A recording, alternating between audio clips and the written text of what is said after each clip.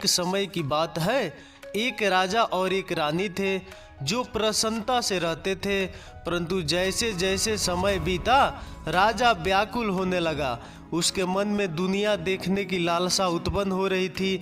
वह युद्ध में अपनी शक्ति आजमाना चाहता था, यूँ प्रतिष्ठा व सम्मान अर्जित करना चाहता था। उसने अपनी सेना को तैयार किया, रानी को प्यार से अलविदा कहा और फिर सेना सहित दूर देश के दुष्ट राजा से युद्ध करने चल दिया। राजा और उसकी सेना कई माह तक आगे बढ़ते रहे। जिससे भी उसका सामना होता उसे वह हराते गए। फिर वह एक घाटी में पहुँचे जहाँ दुष्ट राजा की सेना उनकी प्रतीक्षा कर रही थी। राजा की इस युद्ध में पराजय हुई। उसके सैनिक भाग आए और राजा बंदी बना लिया गया। रात में उसे जंजीरों से बांध कर रखा जाता, दिन में उसे खेतों में हल चलाना पड़ता। 3 वर्ष बाद अपनी रानी को राजा एक संदेश भेजने में सफल हुआ। उसने पत्र में लिखा कि सारे महल बेचकर सारा खजाना गिरवी रखकर पैसे इकट्ठे किए जाएं और उसे मुक्त कराया जाए। पत्र पढ़कर रानी फूट फूट कर रोने लगी। मैं क्या करूं? वह सोचने लगी, अगर मैं स्वयं जाती हूं तो दुष्ट राजा मुझे भी कैद कर लेगा। मैं एक सेविका को भेज सकती हूं, लेकिन इतने धन के लिए मैं किसी का विश्वास कैसे कर सकती हूं? उसने कई घंटे सोचे, फिर एक विचार उसके मन में आया। उसने अपने लंबे सुंदर बाल काट डाले और एक लड़के की पोशाक पहन ली। फिर उसने अपनी सारंगी ली और किसी से कुछ बताए बिना अपने पति की तलाश में वह निकल पड़ी। उसने कई देशों की यात्रा की और कई नगर देखे। आखिरकार वह उस महल के पास पहुंची जहां दुष्ट राजा रहता था। उसके महल का चक्कर लगाया और कैद खाने की मीनार लिया। वह महल के प्रवेश द्वार पर लौट आई। विशाल गौन में खड़े होकर वह सारंगी बजाने लगी। हर कोई रुक कर उसका गीत सुनने लगा। शीघ्र ही दुष्ट राजा ने उसकी मधुर आवाज सुनी। मैं आया हूँ एक देश से, यहाँ इस अनजाने परदेश में एक अकेला मैं घूमता, लिए सारंगी अपने हाथ में।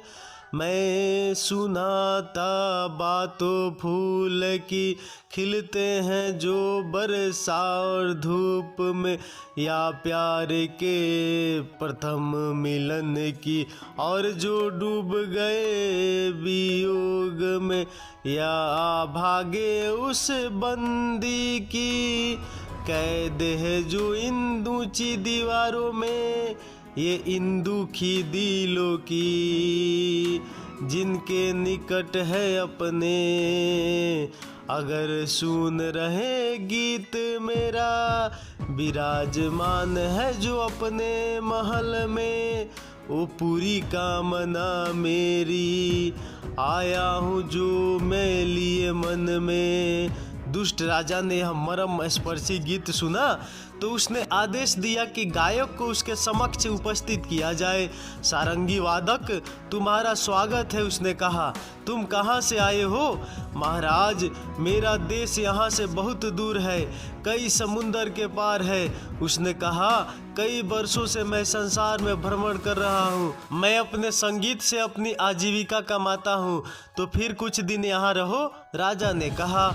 जब तुम जाना चाहोगे तब तुम्हारे संगीत के लिए मैं तुम्हें वही दूंगा जो तुम्हारी इच्छा होगी। तुम्हारे मन की कामना अवश्य पूरी करूंगा। सारंगी वादक महल में ठहर गई।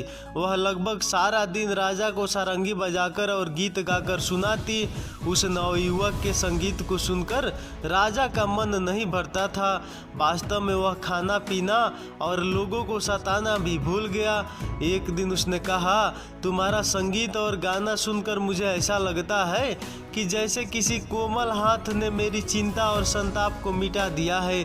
3 दिन के बाद संगीत वादक ने राजा से वापस जाने की अनुमति मांगी। वचन अनुसार राजा ने पूछा कि उसे क्या पारितोषिक चाहिए। महाराज, उसने कहा, अपना एक कैदी मुझे दे दीजिए। आपके पास बहुत कैदी है, अपनी यात्रा के लिए एक साथी पाकर मुझे खुशी होगी। उसकी वाणी सुनकर मुझे आपकी याद आएगी और मैं आपको धन्यवाद करूंगा। फिर मेरे साथ आओ।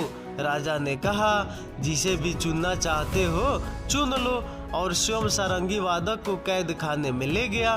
रानी कैदियों के बीच से चलने लगी। उसने एक युवक के कपड़े पहन रखे थे, इसलिए उसका पति उसे पहचान न पाया। तब भी नहीं, जब वह उसके साथ वहां से चल दिया। उसने मान लिया कि अब वह सारंगी वादक का बंदी था। जब वह अपने देश के निकट पहुंचा तो राजा ने सारंगी वादक से कहा, मैं साधारण बंदी नहीं हूँ, मुझे मुक्त कर दो, बदले में मैं तुम्हें पुरस्कार दूंगा। मुझे कोई पुरस्कार नहीं चाहिए, सारंगी वादक ने उत्तर दिया। आप निश्चित होकर जाएं, फिर मेरे साथ चलो युवक, मेरे महल में मेरी अतिथि बनकर रहो। कृतज्ञ राजा ने कहा, एक दिन मैं आपसे मिलने आऊंगा, उसने कहा, और इस तरह दोनों अपने अपने रास्ते चल दिए। राजा अपने राज्य में पहुंचकर अपनी मंत्री परिषद से मिला और बोला, देखो मेरी पत्नी कैसी है। मैं कैद खाने में बंद था और मैंने उसे संदेश भेजा, क्या मेरी सहायता करने के लिए उसने कुछ किया नहीं? एक मंत्री ने कहा, महाराज, जब सूचना मिली कि आप बंदी बना दिए गए हैं तो रानी साहिबा गायब हो गई, वह तो आज ही लौटी है। रानी छोटे रास्ते से महल में पहुंच गई थी। राजा के आने से पहले उसने अपनी पोशाक बदल ली थी। 1 घंटे बाद लोग चिल्लाने लगे कि राजा लौट आए थे। वह उनसे मिलने गई। राजा ने सबका प्यार से अभिवादन किया सिवाय रानी के। उसने रानी की ओर देखा भी नहीं। इसी बीच रानी ने एक लंबे चोंगे में अपने को छिपा लिया। वह चुपके से आंगन में आ गई और गाने लगी। पहले की तरह उसने उन शब्दों से अपने गीत का अंत किया, अगर सुन रहे हैं मेरा गीत, विराजमान है जो अपने महल में, वो पूरी करो कामना मेरी, आया हूँ जो मिलने के लिए मन में। जैसे ही राजा ने यह गीत सुना, वह बाहर आंगन की ओर भागा और संगीत वादक को महल के अंदर ले आया। उसने अपनी परिषद को बताया, यही है वह युवक जिसने मुझे कैद से रिहा कराया था। फिर सारंगी वादक से उसने कहा, तुम मेरे सच्चे मित्र हो, मुझे तुम्हारे मन की कामना पूरी करने दो। रानी ने कहा, मुझे विश्वास है कि दुष्ट राजा से आप कम उदार न होंगे। उसने मेरे मन की कामना पूरी की और मुझे वह मिला जो मैं पाना चाहता था। मुझे आप मिले और अब आपको खो देने का मेरा इरादा नहीं है।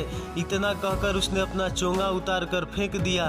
तब राजा को समझ आया कि रानी जिसे वह सदा प्यार करता था वास्तव में उसकी सच्ची अर्धांगिनी थी। तो दोस्तों, ये कहानी आपको कैसी लगी? अच्छी लगी तो एक लाइक और शेयर जरूर कर दीजिएगा। नमस्कार।